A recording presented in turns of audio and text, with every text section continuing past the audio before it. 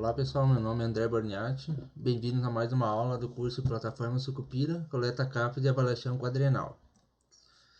Então nesse tópico 3 aqui a gente vai trabalhar sobre preenchimento de informações, mais especificamente no cadastro de pessoas. Então o cadastro de pessoas é um dos módulos da Plataforma Sucupira, né? Onde a gente tem aqui docentes, discentes, participantes externos, pós-doc, regressos e também apoio ao preenchimento. Esse item aqui de apoio ao preenchimento já foi explicado no tópico anterior, então faremos a apresentação desses 5 itens aqui do módulo de pessoas.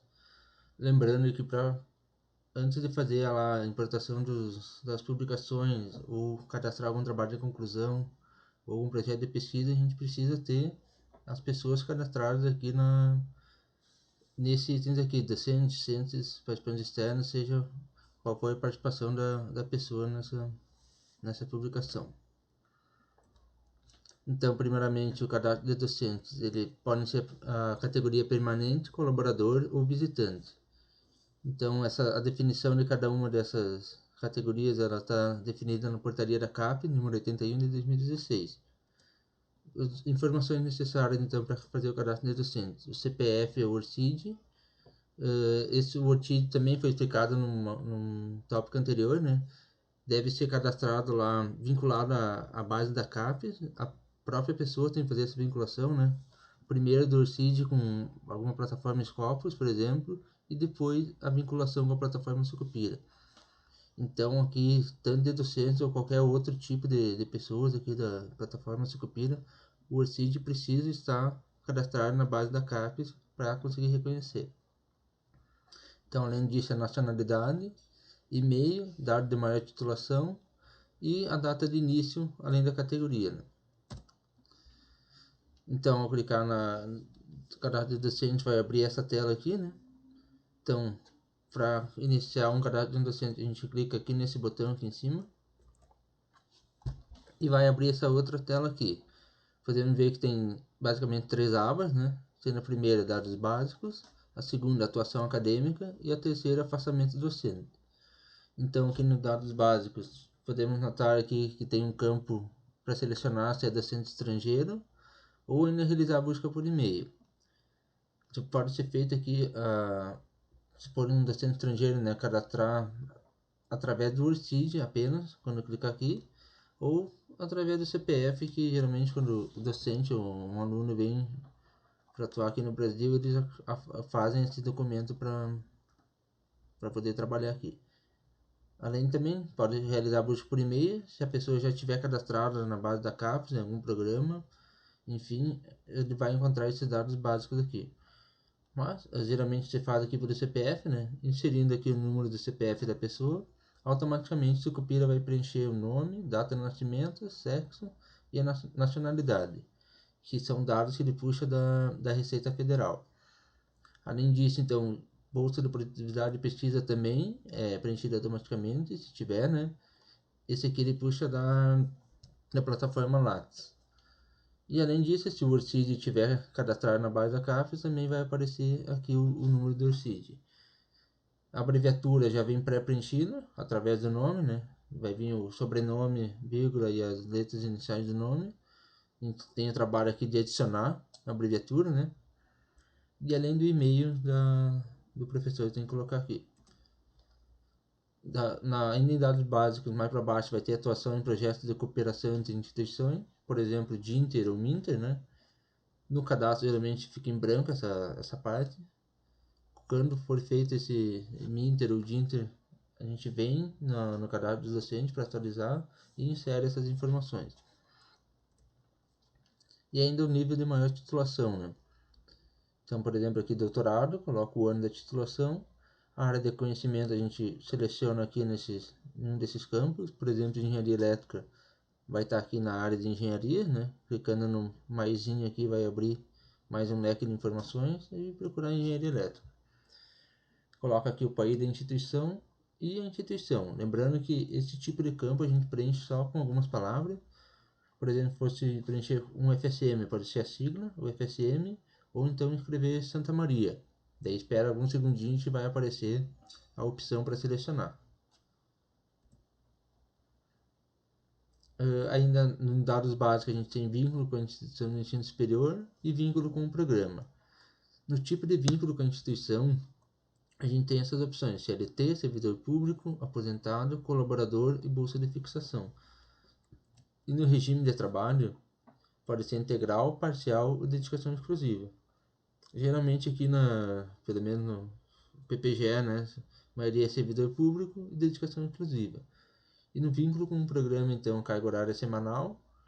Se o docente ele tem apenas um programa de pós-graduação, pode colocar 40 horas, se for docente aqui da FSM, por exemplo. E na categoria de docente, aquelas três que eu comentei da Portaria 81 de 2016, colaborador, permanente ou visitante. Só chamar a atenção aqui que o colaborador aparece aqui tanto no vínculo com o programa, como tem uma opção aqui no tipo de vínculo com a instituição, mas são duas coisas diferentes. Então, seguindo, salvar e avançar, ele vai para a próxima aba, que é atuação acadêmica. Aqui a gente tem que ter atenção sempre de colocar o ano base, que a gente quer preencher a informação, né? E clicar aqui em atualizar. E aqui vai aparecer ano informado, o ano aqui, e vem aqui as quantidades de orientações: mestrado, doutorado, monografia, orientando de C. Podem perceber que alguns campos aqui são preenchidos de forma automática pela plataforma Sucupira, né? Que eles buscam do cadastro de discente, que eu vou mostrar daqui a pouco como funciona. E o restante dos dados não é automático, então tem que ter o cuidado de preencher esses dados aqui um por um.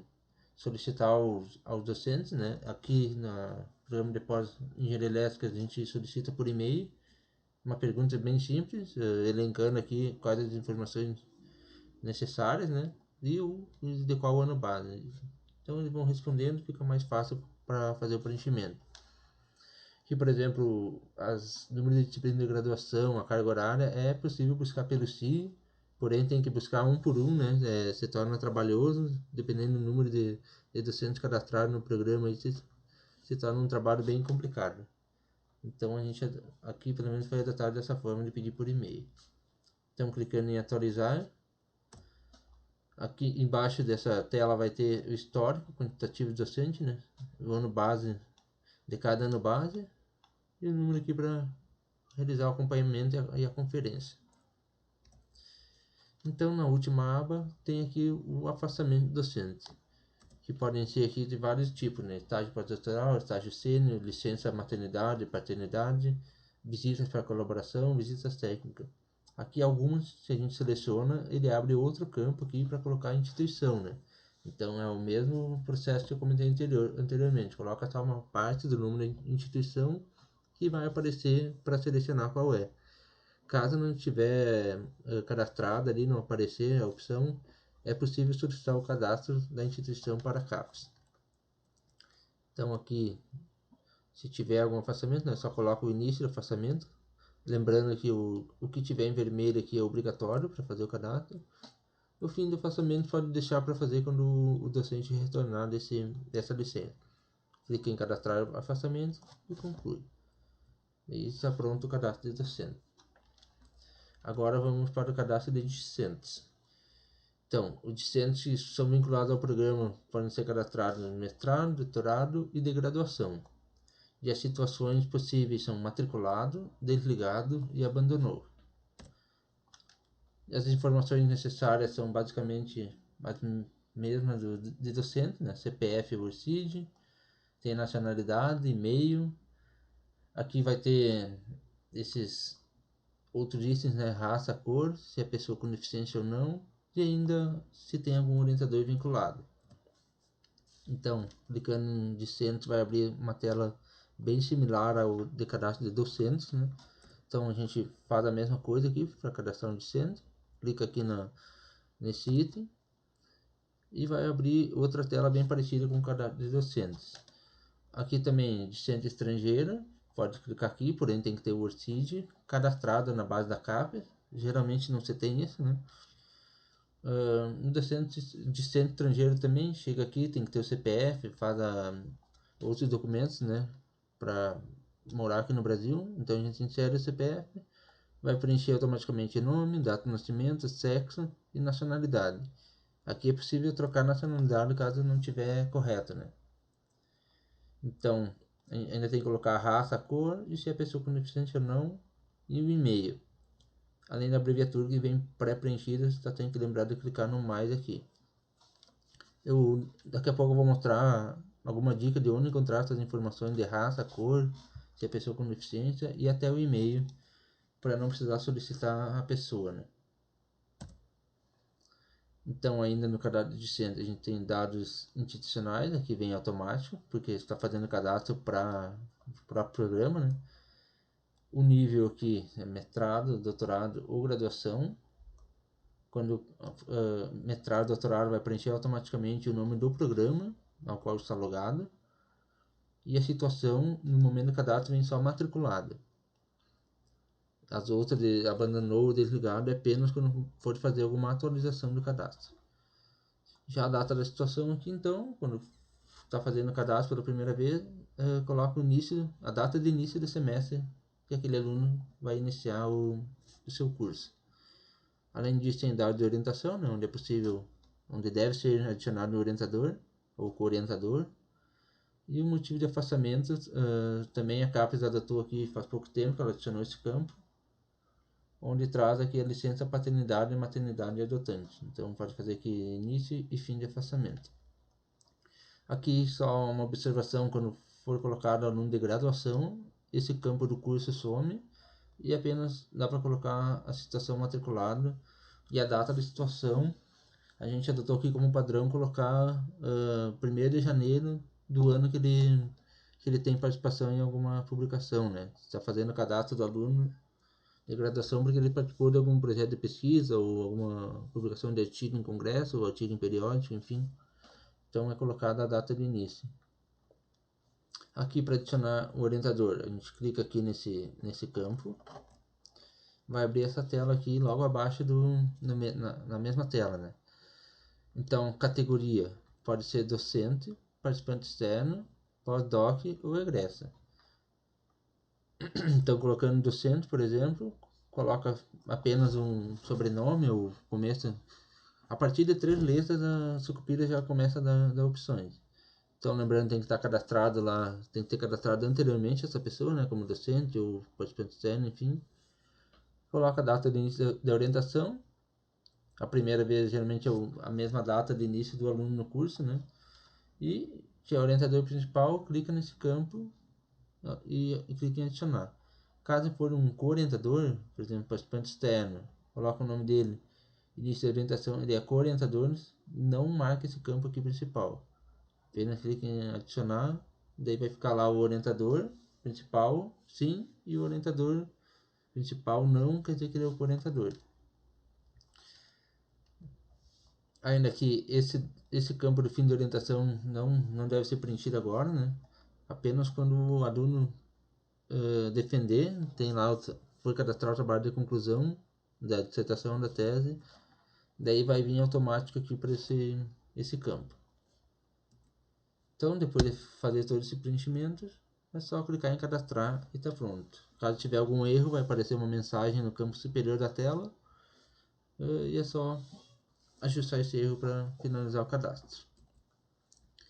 Tá, e quando o discente ele é desligado do programa ou abandonou o programa, né, por exemplo, em 2019, 2020 e agora está retornando em 2024, como é que faz para fazer esse cadastro? Não tem como fazer como eu mostrei anteriormente, de lá clicar em cadastrar, porque vai dar um aviso que essa pessoa já está cadastrada na Sucupira no programa. Então tem que ali em cadastro de discentes, né, procurar no nome do discente, vai aparecer aqui o nome, o orientador cadastrado, né? Então a gente clica aqui nesse item para possibilitar a alteração do cadastro. A situação da situação, né, do cadastro. Aqui está como abandonou. Clicando aqui, a gente vai abrir aquelas telas anteriores que eu mostrei. Então, especificamente aqui no nível situação, a gente altera aqui de abandonou, né, nesse caso, para matriculada. Ó, nesse exemplo, iniciou em 19 de 10 de 2020 e abandonou em 11/8/2023. Então agora a gente coloca matriculado e coloca a data de início, por exemplo, 10 de março de 2024, né? Um exemplo fictício. Rola para baixo, clica em atualizar, pode colocar o orientador novamente, né? Mesmo que seja o mesmo orientador anterior, coloca e coloca a data que agora vai aparecer todo o histórico ali de orientação também. Isso é importante para captar esse histórico. Então aquelas informações que eu comentei de raça, cor, se é deficiente ou não, e até o e-mail do discente, a gente pode buscar no SI, né, que é o Sistema de Informações para o Ensino, que é o sistema utilizado aqui pelo FSM, ou até, de forma análoga, o portal de inscrições em concurso, que agora, atualmente, as inscrições para os processos seletivos são feitas de forma online, né, onde o candidato envia toda a documentação de forma online. Então, através desse link aqui e buscando, realizando as buscas, a gente consegue chegar na documentação do candidato. Porém, mais indicado é o SI, né, porque o aluno já está cadastrado ali como aluno do programa. Então, logando no SI, e nessa aplicação aqui 1.1.6.05, consulta cadastro de aluno, essa primeira traz os alunos matriculados no programa, mestrado e doutorado, por exemplo. Essa outra aplicação abaixo, que é o mesmo número, só que tem aqui essa especificidade ao todo dos cursos, ela é muito interessante, principalmente por conta dos alunos de graduação. Então é interessante pedir para o CPD, né? Ó, nesse momento do print aqui não estava liberado para mim essa aplicação, mas eu solicitei ao CPD através de um chamado lá no sistema CPD, né? Explica para que participa do cadastro da plataforma Sucupira e tal, e solicita a liberação de todos os cursos. Então é muito interessante, então, tanto para aluno de graduação quanto para participantes externos, são vinculados a outros cursos, né? Então, clicando nessa aplicação, vai abrir essa tela aqui, clique em localizar para abrir essa outra tela aqui. Então, aqui é possível fazer a busca através do nome ou até pela matrícula. Mas o nome aqui coloca completo ou uma parte do nome e clique em procurar. Então na próxima tela aqui vai aparecer o nome da pessoa, algumas informações, né?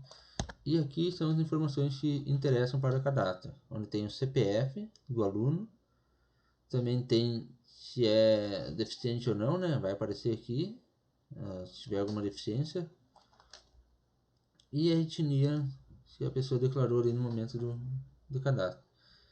Já o e-mail, tem que clicar aqui em localizar, na aba endereço, desculpa, primeiro, depois em propriedades, e vai estar aqui nessa tela aqui, vai aparecer o nome do aluno, tal, endereço, e aqui o e-mail que ele cadastrou no momento do registro. Então com essas informações a gente consegue fazer lá o cadastro do discente. Então agora o terceiro item, né, que é o participante externo. Aqui o tipo de participação é como coautor, examinador externo, outro ou co-orientador. Coautor, logicamente, é quando participa de alguma publicação de artigo em congresso, em periódico, uma patente, em registro de software, por exemplo. Examinador externo, quando participa de banca de defesa, né, comissão examinadora de defesa de dissertação de tese. Outro é participação em projeto de pesquisa e orientação de alunos do programa.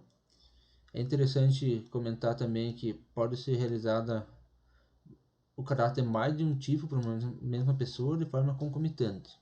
Aqui não é possível ter uma pessoa cadastrada como participante externo e docente ao mesmo tempo, ou discente e participante externo. Eles só aceitam uma dessas vinculações. Mas nesse tipo de participações aqui pode ter mais de um. A pessoa pode ser coautor, né? Participou de uma publicação de um capítulo de livro, por exemplo, participou de uma banca de defesa de dissertação e ainda participa de um projeto de pesquisa. Então são 3 participações no mesmo ano, nas mesmas datas. Não tem problema. Informações necessárias, basicamente as mesmas de docente, né? CPF, RCIS, nacionalidade, e-mail e também colocar o tipo de participação. Né? Então a tela, novamente, muito similar à de cadastro de docente e discente. como já sabemos, clica aqui nesse campo, vai abrir uma tela muito parecida com a do catálogo docente, só que aqui tem essa outra particularidade, ó, tem não possui número de hostígeis na base da CAPES, que é bom para cadastrar participante externo e estrangeiro, que geralmente a gente tem só o nome, o e-mail e a nacionalidade da pessoa, né? É difícil, antigamente se colocava o passaporte do participante externo, então era bem complicado. Não clicando aqui nesse campo participante externo estrangeiro e não possui o CID na base da CAP, ele vai abrir o campo apenas com o nome, some-se aqui do documento. E colocando o nome, preencher o nome, a data, nacionalidade e e-mail, a plataforma Sucupira vai criar lá um registro aleatório, um número de documento aleatório para essa pessoa. Mas vai ser possível depois vincular ela às publicações, por exemplo, às bancas de defesa, entre outros. Que cada participante externo tenha CPF, é o mesmo sistema anterior. Coloca o CPF aqui, clica em outro campo, ou dá um tab no teclado, né? Ele vai preencher automaticamente aqui as informações. Caso já esteja cadastrado na base da CAPES em outros programas, até o e-mail já vem preenchido automaticamente. Então aqui, ainda no cadastro de participante externo, se ele for vinculado a uma instituição de ensino superior, aluno de mestrado, doutorado ou docente em outra instituição, clica nesse campo aqui, vai abrir um campo para colocar a instituição e o tipo de participação são aquelas que eu comentei anteriormente. Aqui o campo, né, que eu disse, coloca o início, não precisa colocar todo o nome, né, porque às vezes não, por conta de uma letra ou algum espaço não vai estar correto. Então vai escrevendo algumas palavras que ele vai dando as opções. Esse tipo de participação, podendo ser concomitante nessas aqui, coloca apenas a data de início, não precisa colocar a de fim. Até porque se colocar de fim nesse ano, no ano que vem tiver que cadastrar de novo, tem que lembrar que ele já está cadastrado, vir aqui, acionar ele novamente, então não acaba sendo um retrabalho. Então eu sugiro sempre deixar o participante externo sem essa data de fim de participação. Clique em inserir tipo de participação e depois cadastrar. Agora, a cadastro de postdoc. Também informações necessárias são bem similares às anteriores, né? Aqui, como já está automático, né? A gente já clica nesse campo aqui, cadastrar postdoc. Insere CPF, vai vir os dados preenchidos automaticamente. O que faltar, então, se o e-mail precisar, coloca aqui. Instituição de ensino de origem, UFSM, né? Porque são cadastrados os postdoc aqui do programa. E a data de início do vínculo. Além disso, tem que colocar a data aqui, né? É obrigatório, na vermelhinha. Depois de colocar, tem que lembrar de inserir vínculo. Se colocar aqui cadastrar pode dar erro ou não vai ter esse cadastro efetivado. E ainda aqui sobre a titulação. Se for em um programa recomendado pela CAF, né, aqui no Brasil, por exemplo, a gente clica em sim e vai vir aquelas informações que tem para docente, para colocar, por exemplo, doutorado, o ano de titulação, qual a área e a instituição, o país da instituição e a instituição. Depois disso, clicar em cadastrar. Por último, então, desse tópico, né, os egressos. Aqui o cadastro ele ocorre de forma automática quando for realizado o cadastro do trabalho de conclusão do aluno. Então, terminou a dissertação, recadastrar a dissertação, ele vem automaticamente para cá. Então, não tem trabalho nenhum de vir aqui e fazer alguma vinculação ou algum cadastro. O comitê técnico da CAPES ele considera como egressos aqueles até 5 anos após a data de formação. Mas depois de passar esses 5 anos, não precisa vir aqui e finalizar e colocar como participante externo, enfim, a não ser que seja interessante para o programa. Por exemplo, o egresso é docente lá numa instituição dos Estados Unidos, uma instituição de renome, né? Então, talvez seja interessante ter ele como participante externo. Então, de alguma forma, vem aqui, finaliza, coloca como participante externo com todas aquelas informações que eu mostrei anteriormente. Então, esse tópico de cadastro de pessoas seria isso. Eu agradeço a atenção e até a próxima aula.